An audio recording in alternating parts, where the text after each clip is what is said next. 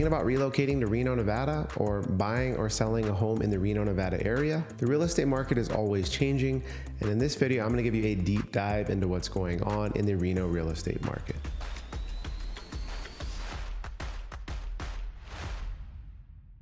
If you're new to the channel, my name is David Tully, and I am your go-to resource for Reno, Sparks, and Northern Nevada real estate information and neighborhood guides. So please make sure to subscribe, like, and stick around. If you're thinking about buying, selling, investing, or moving to Reno, Nevada, and you need some help or have some questions, all my information will be down in the description below. So one of the most common questions I always get is, what is the median home value currently in Reno? And I would say we topped a little bit over $600,000 in 2024, but in January of 2025, we ended right at $595,000. And you might be thinking, yes, this was the slowest year for home sales in about 30 years nationally, but every single market is slightly different. And while a lot of agents, mortgage lenders were certainly struggling in the Reno, Nevada area, the economy and the housing market in Reno has been still fairly strong. So to compare it to the median home value in 2024 of January in the Reno area, we're going to compare $595,000 this year to $550,000 in 2024 in January. That's an 8.2% increase in the median home value. You're probably wondering, how does this compare to the US and nationally? So the national median home value is right around $420,000. So yes, we are significantly higher than the national median home value. But this doesn't mean you can't find a home in the $400,000 to $500,000 range. There's absolutely nothing wrong with buying a townhouse as your first home. My wife and I actually bought a 2-bedroom townhouse, I would say 12 years ago in the Damani Ranch area, and we owned it for about 5 years. We honestly could have afforded a single family home at the time and really should have gone that route, but we were being a little cautious, and I understand affordability is a huge issue right now. We owned that home for 5 years, and we built up about $90,000 to $100,000 in equity. I, of course, listed the home, so I didn't have to pay a listing commission, and I did pay a buyer's agent commission, and I think we walked away with around $90,000. This allowed us to buy a nice single-family home in the Damani Ranch area for right around $415,000 at the time. Yes, it was a great move on my part and our part in general, because that house is now worth almost $700,000. But I'm just telling you that there's nothing wrong with buying a townhouse as your first home. But if you can qualify for a single family home versus a townhouse, and it's within your budget without completely stretching your budget, I would go with a single family home, as they typically appreciate much better than a townhouse. But like I said, just because the median home value in the Reno area is $595,000 doesn't mean you can't find some good deals in the area. So interest rates continue to be one of the biggest issues nationally and in the Reno area. And even with interest rates averaging about 6.7% last year, home values in Reno crept up. And with these higher interest rates, it makes it unaffordable for most first-time home buyers and just general buyers in the Reno area. And even I struggled with it myself, because there's a ton of people in the area that have really low interest rates. I myself have a 2.5% rate on my previous Damani Ranch house, and I did not let it go, but I did struggle for a bit because, going from a 2.5% to a 6 to 6.5% interest rate is a significant jump in payment. So I did it myself last year. Fortunately, I bought when rates dipped to about 6.1%, and I bought my rate down to about 5.5 to 5.6. So I was pretty happy about that, but that's still 3% higher than my previous Damani Ranch home at 2.5%. But the numbers made sense. I wanted a bigger home for my family.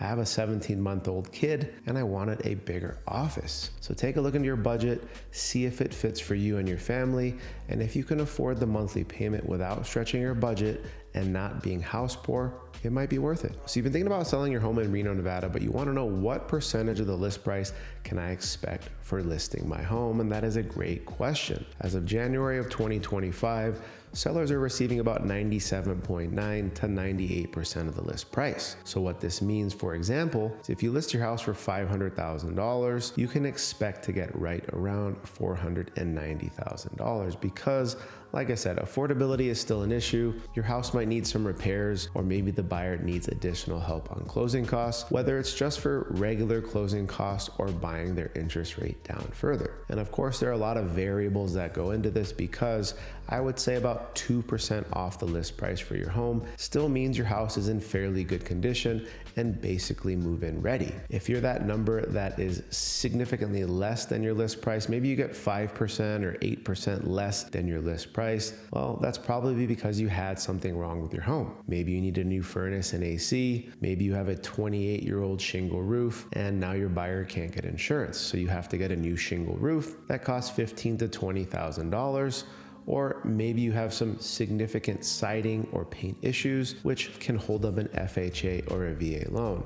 So like I said, there are a lot of variables to this, but I would say if your home is fairly move-in ready, good condition, and you don't foresee a lot of repairs, and you price accordingly, I would say 97 to 98% of list price is a fairly reasonable expectation. The Reno real estate market and inventory still remains tight at right around 2.3 months of inventory. What does this actually mean? This basically means if we didn't list any more houses and continued to sell homes, we would run out of homes in 2.3 months.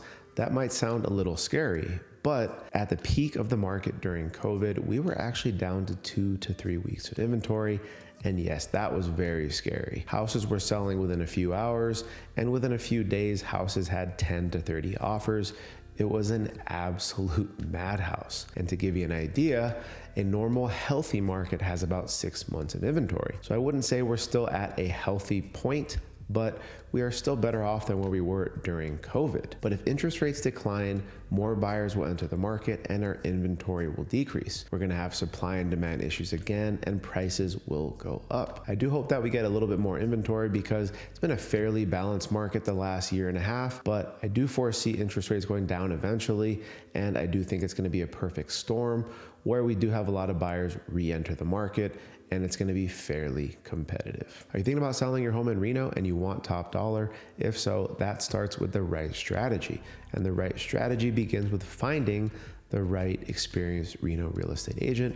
And no, I'm not saying you need to hire me, even though I'd be more than happy to help. There are plenty Reno, Nevada real estate agents out there that are certainly qualified to help you. But what I highly recommend in a slightly tougher market like this is finding an experienced real estate agent. Check out their track record, ask how long they've been doing this, maybe how many homes they sell a year, and what their game plan is. I would say interview at least 1 or 2 agents and make sure to read their reviews and get a feel for if you're a good fit or not, because there's nothing like getting into a partnership with an agent or somebody that you don't fit or mesh well with and have to be with them for 3 to 6 months. And if your house is taking 6 months to sell in the Reno market, you probably didn't find the right agent. So once you found the right real estate agent, you're going to want to go over marketing and pricing strategy.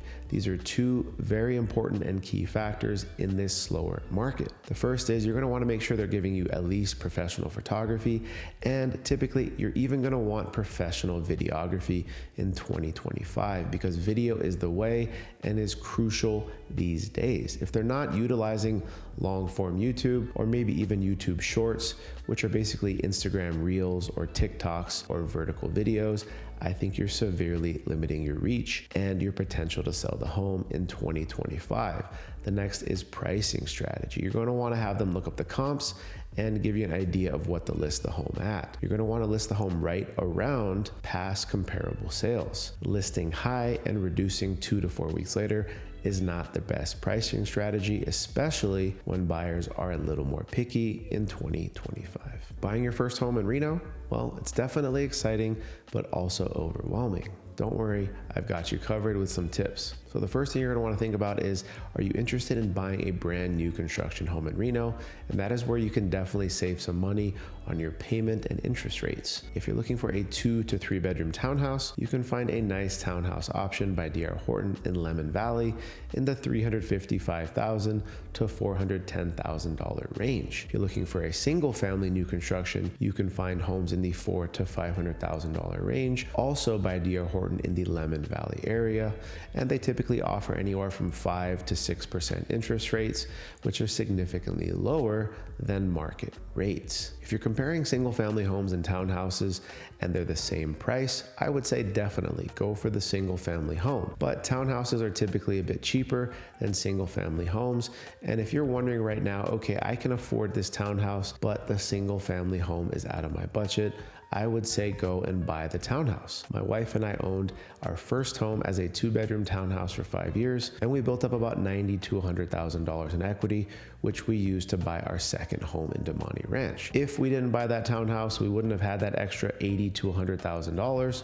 and maybe we wouldn't have been able to afford that Damani Ranch house. So sometimes it's better to just get in the home.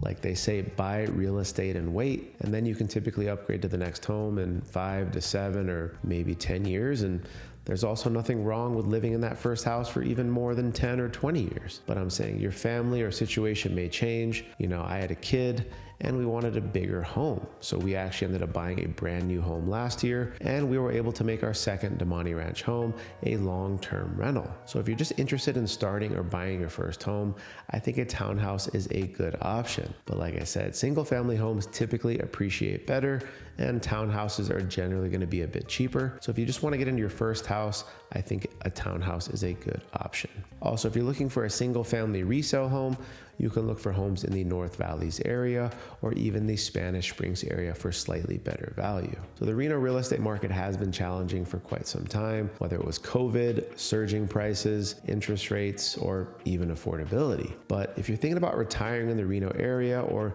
maybe you have a growing family and you need to make the move to Reno no matter what, as long as you have the right game plan and somebody to guide you through this process, you can definitely make it happen. 2024 was my best year in real estate. So as you can imagine, people are still buying and selling homes, and we are making it happen. So if you're thinking about buying, selling, investing, or moving to Reno, Nevada, and you need some help or have any questions, all my information is down in the description below. I look forward to making this move as easy as possible for you. Hey everyone, thanks so much for watching. I'll catch you on the next one. Take care.